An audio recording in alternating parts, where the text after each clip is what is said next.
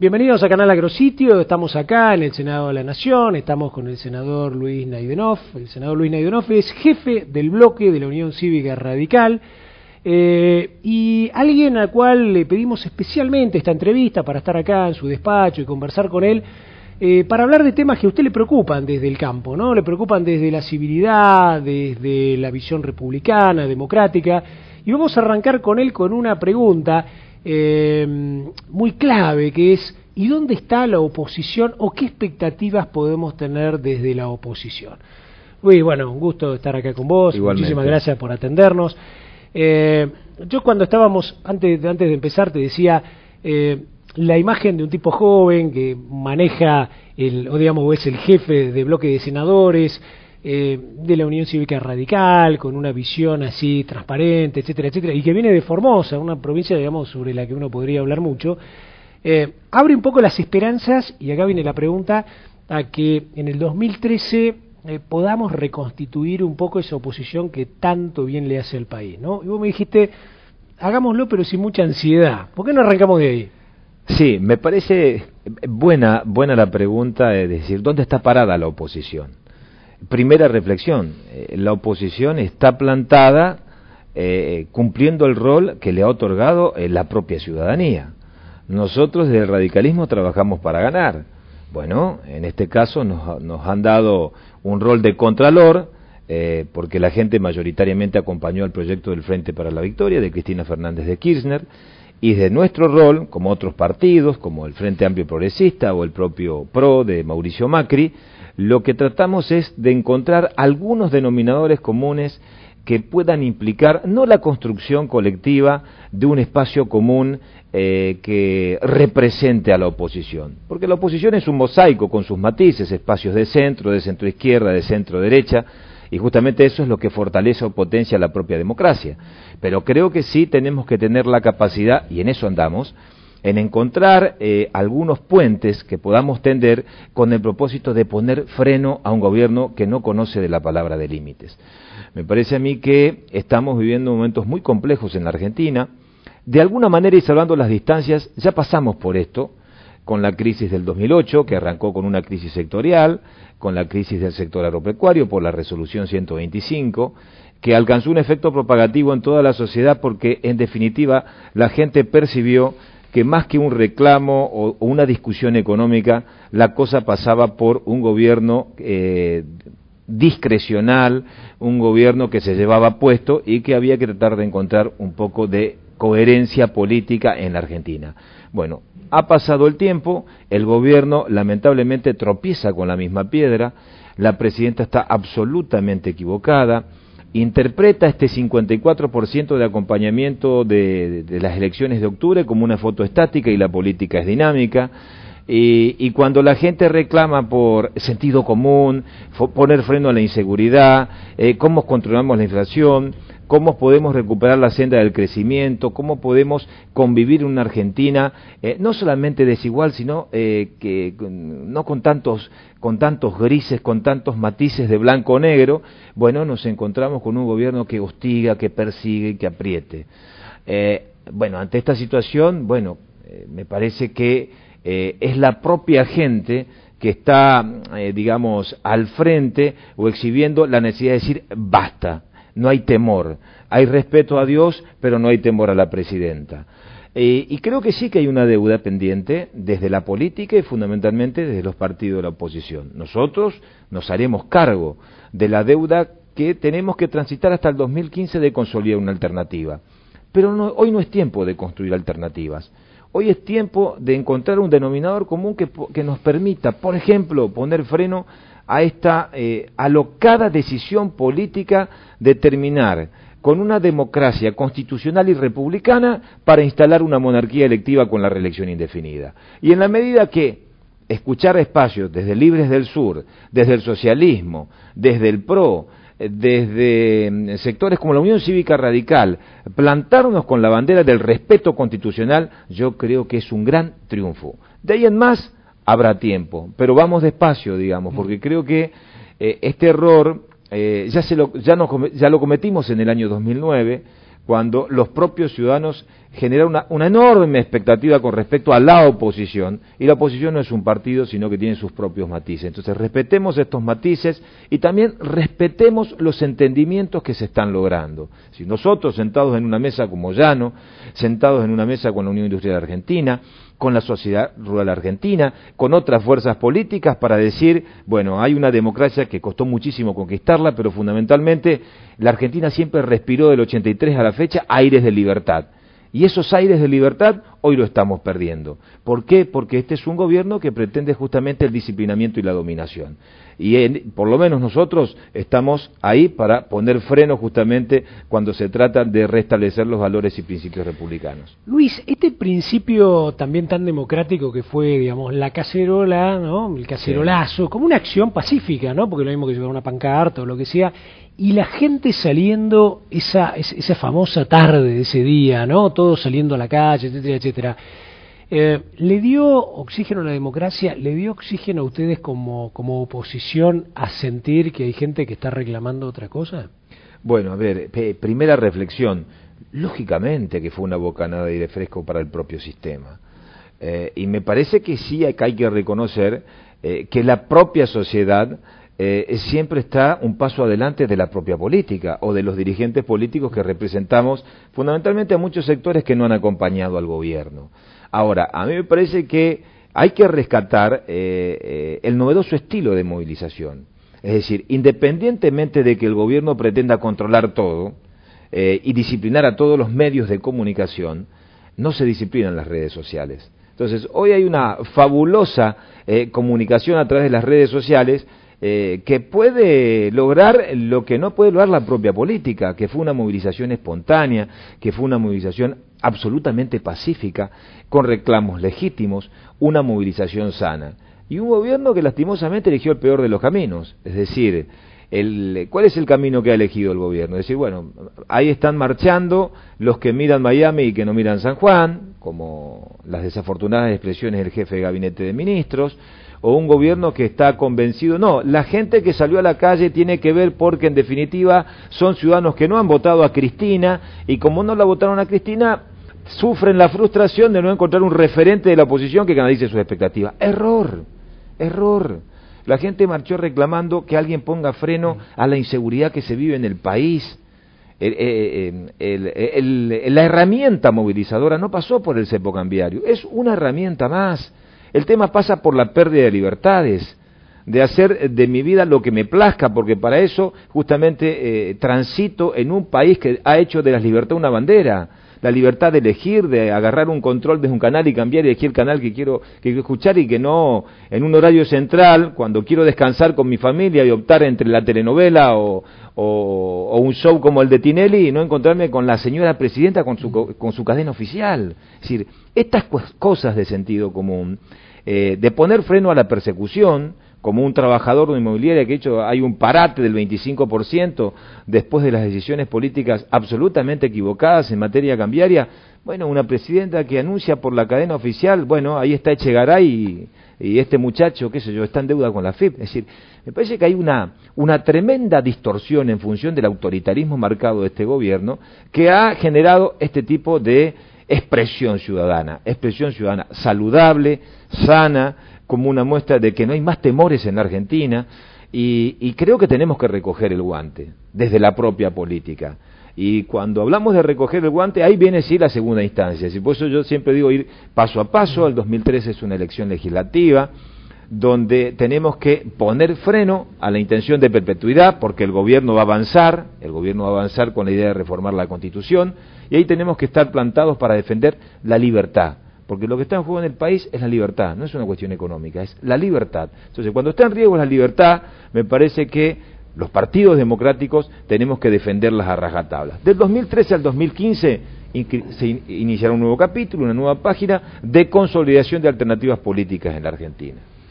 Luis, cuando la gente imagina el radicalismo, lo ve como un partido centenario, un partido sobre todo cuya a lo mejor, ¿no?, la ciudadanía en general, mayor ventaja competitiva es eso de estar instalado en todas las provincias, estar organizado como partido, poder generar el control del voto, etcétera, etcétera.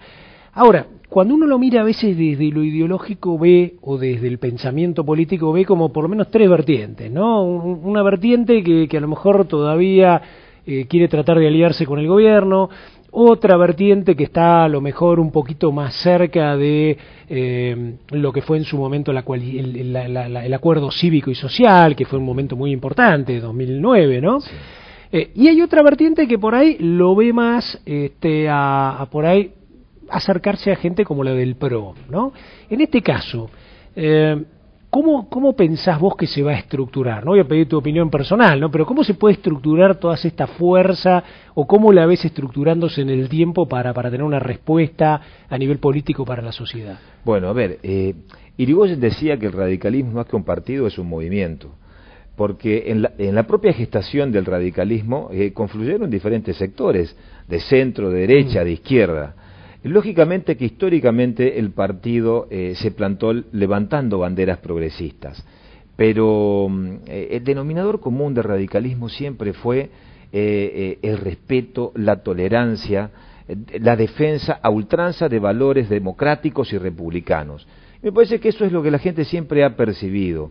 Y cuando, es más, son los propios ciudadanos que cuando ven que el país da un giro abrupto hacia el autoritarismo, siempre nos miran, siempre está la Unión Cívica Radical a ver qué pasos puede dar el partido. Es como el resguardo moral. Es como, no sé si un resguardo moral, pero hay una historia. Es decir, nosotros tenemos aciertos y muchísimos errores en estos 120 años, pero hay una historia que nos marca a fuego que somos un partido esencialmente democrático, que defendemos a rajatabla las libertades. Ahora, bueno, como todo partido tenemos tendencias. La cuestión del kirchnerismo es una historia superada. Fue un proceso de cooptación. Todos los que se sumaron al proyecto de la transversalidad gestado por Néstor Kirchner, algunos quizás seducidos desde la perspectiva de una nueva construcción política, y otros lisa y llanamente para hacer negocios. Sea como fuere, eso terminó muy mal. El radicalismo se plantó donde tiene que estar. Creo que fue un gran acierto la construcción en el 2009 del Acuerdo Cívico y Social. Ese Acuerdo Cívico y Social fue la primera expresión política en cuanto a representatividad en el propio Parlamento. Me parece que fue la convergencia de un pensamiento, de diferentes expresiones, que en definitiva canalizaron las expectativas ciudadanas. Ahora, el fracaso del Acuerdo Cívico y el fracaso de la política en la Argentina viene de la mano de la feria de vanidades. Es decir, la política no es un proyecto individual, es un proyecto colectivo. Y en la medida que no entendamos esto, vamos por el mal camino. Entonces nosotros somos un partido, para decirlo en términos futbolísticos, con excelentes individualidades. Pero de la individualidad a conformar un equipo, vaya, hay que dar un gran paso. Creo que el partido va en la buena senda. Pero va en la buena senda no solamente porque se aprende de los errores recientes, no solamente de los errores del pasado, sino porque la Argentina necesita hoy más que nunca de un radicalismo maduro y fundamentalmente responsable desde lo político. Y ese sentido de responsabilidad significa ser parte de una construcción política, creo yo, de similares características quizás a las del 2009, que requiere de mucha grandeza de las fuerzas políticas en la Argentina. Mira, hay algunos que todavía no perciben o no dimensionan el significado de la reelección indefinida. Algunos están confundidos, creen que lo que discute el Frente para la Victoria es la continuidad de un proyecto de poder, porque sin Cristina no hay proyecto, que de alguna manera están en lo cierto, pero es mucho más profundo. Yo que represento a la provincia de Formosa, puedo dar fe de lo que significa la reelección indefinida. Cuando se instalan las reelecciones indefinidas, no solamente hay un manejo absolutamente feudal de la concepción de poder, sino que reemplazás a un gobernador o a un presidente electo por un monarca electivo. Y el primer paso de las monarquías electivas viene por la pérdida de libertades. Ahora lo estamos viendo con el manejo del gobierno con la propia prensa, cómo se persigue y se castiga a los periodistas y a los medios críticos independientes. Porque el desafío es justamente instalar una sola voz o un pensamiento único en el país. Y algunos no los viven. Nosotros cuando instalaron la reelección indefinida ya por el año 1999, Bueno, pensábamos que se trataba de una cuestión menor. Bueno, con el paso del tiempo, hasta los sectores más antagónicos, terminamos conformando frentes electorales porque, en definitiva, vinieron por nosotros, pero cuando digo por nosotros, no por un partido, sino por nuestras propias libertades. Entonces, hay que ver cómo se maneja el kirchnerismo en Santa Cruz, también con reelección indefinida, cómo han manipulado no solamente los sistemas electorales, sino cómo ha perdido sentido la propia libertad, porque hasta el crecimiento individual está restringido por el manejo de un Estado que lo puede todo, para interpretar el contexto político actual. Este contexto requiere de mucha audacia política. La audacia política de, en primer lugar, ponernos de acuerdo para decir, señores, la reelección indefinida es el freno. Ese es el primer paso para el 2003. Que eso está bastante bien y están bastante de acuerdo, como dijiste vos, desde partidos que están más al centro izquierdo, más al centro derecha. Sí, pero falta un paso más. Esto es una opinión personal. Parece que hay temor hasta una foto. Es decir, hay que actuar con madurez. La madurez que tiene la gente cuando sale a la calle. La madurez que tiene la gente cuando reclama y va a la vanguardia de cuestiones elementales. Creo que nos falta, por ejemplo, que tanto las expresiones de izquierda como las expresiones de derecha o un espacio progresista como el radicalismo, bueno, acá estamos. Señores, este es el freno.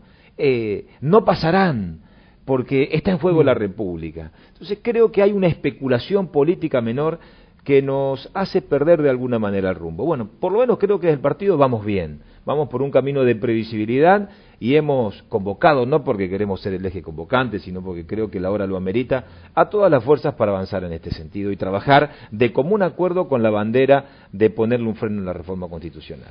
Te hago la última, Luis, y tiene que ver con que el sector agropecuario ha sido bastante activo, ¿no? En temas de política, sobre todo a partir del 2008, que le generó de alguna manera al gobierno en ese momento un dolor de cabeza bastante fuerte.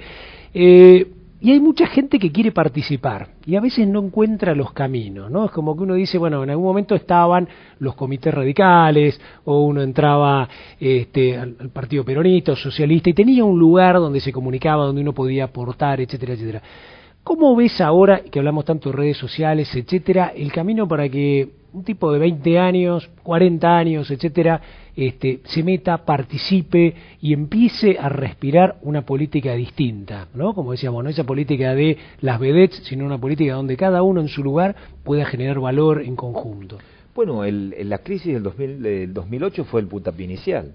Es decir, como una cuestión sectorial que tuvo efecto propagativo pudo lograr que sectores que representan al sector agropecuario hoy representan a la sociedad en un ámbito como el Congreso de la Nación. Hay que involucrarse, hay que reconocer que los partidos políticos están en crisis. Es muy difícil lograr el acercamiento ciudadano a un comité, a las unidades básicas, ya no existen más, claro. Salvo, digamos, qué sé yo, sellos, digamos, de unidades básicas. Bueno, esto tiene que ver por un desencanto natural. Quizás cuando recordás el 83, los primeros pasos que hemos dado cuando militábamos, fundamentalmente los que militábamos por la vida y en defensa de la paz, la democracia lo cobijaba todo, la palabra democracia cubría las expectativas ciudadanas. Con el paso del tiempo nos dimos cuenta que no alcanza con la democracia.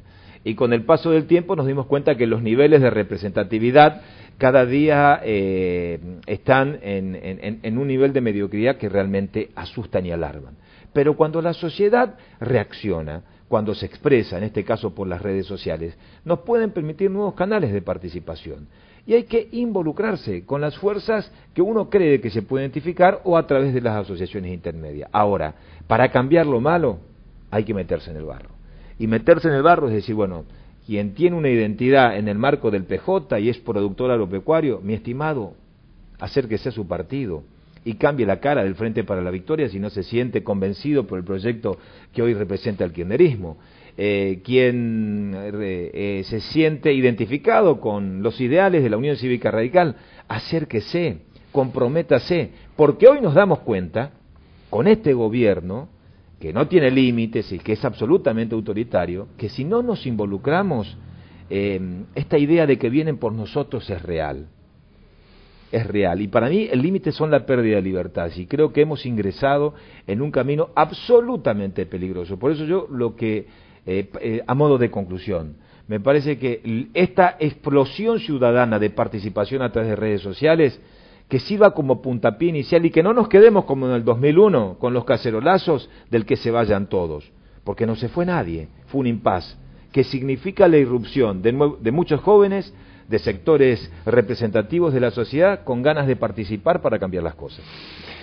Luis Naidonov, jefe del bloque de senadores, y una nota a usted que, como muchos del sector del campo y de la cadena agroindustrial, está preocupado por saber qué pasa con la oposición. Bueno, nada mejor que el jefe del bloque de senadores radicales, un partido centenario, grande, etcétera, que nos ha contado un poco a fin de septiembre del 2012 cómo es la arquitectura de todo esto y cómo van las cosas. Luis, muchísimas gracias. No, gracias a vos. Gracias, viejo. A tu disposición.